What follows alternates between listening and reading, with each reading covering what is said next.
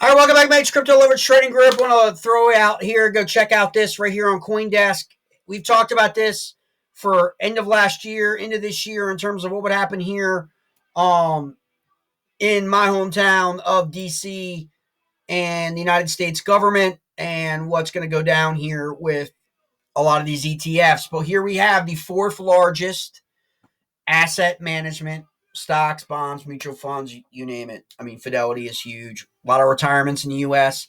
A lot of companies' retirement accounts are managed by Fidelity. For sure, it's big news that's not really getting a lot of news, okay? Again, this goes to the entire adoption and acceptance story of crypto, not just Bitcoin, of crypto. The reason being is Fidelity is launching two ETF funds, okay, April 21st. One, interesting timing.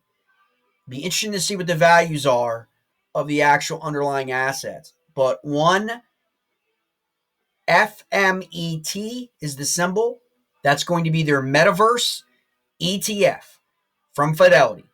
Okay, will be launching April 21st, where 80% of its assets in that ETF will come from Fidelity's own Metaverse index of Metaverse asset tokens and projects. So you can check that out. Should be able to Google that. Should be able to be a listing of all of that stuff.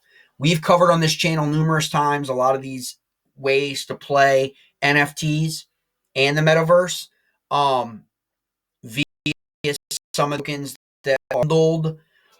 You've seen channel opportunities to where for anywhere from $100 to $200 you're going to get a basket of all of these projects, which is a lot easier than going and trying to pick the winners and losers out of a whole plethora of tokens and dealing with that.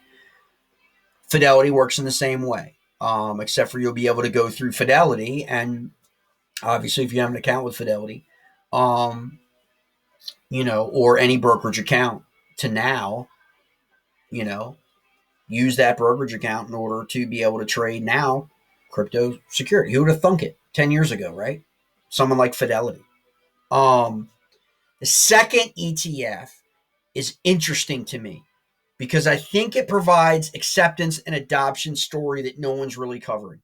And that is the fact that the second ETF is a digital payment ETF, concentrating on projects within the cryptoverse, blockchain, all of that have to do with these rising digital payment mechanisms. Because that's the future. We've been talking about that for years. Okay? It started with PayPal, right? It started with all that. Now we've got PayPal. We've had PayPal for a while from the eBay days, okay? Dating myself, but that's the reality. Now people have Venmo, Cash App, all of these things on their phones that are digital payment options, right? Some of these all now take crypto, right? Okay, so they're delivery vehicle, okay, for payment systems. And we're only going to be able to get more, okay, coming up. So these ecosystems are where the activity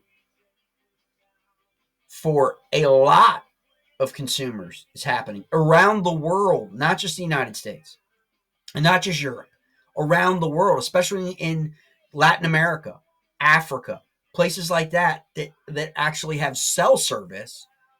A lot of that activity is coming from those parts of the world, and they're heavily using crypto or exchanging their national currency for crypto in order to secure and make payments. Or, like we see in the United States, that people want to scrutinize, is migrants sending money back home to their Central American country and using crypto, not Western Union, okay, with those high fees, using crypto via these applications. So interesting stories develop. Keep an eye on it.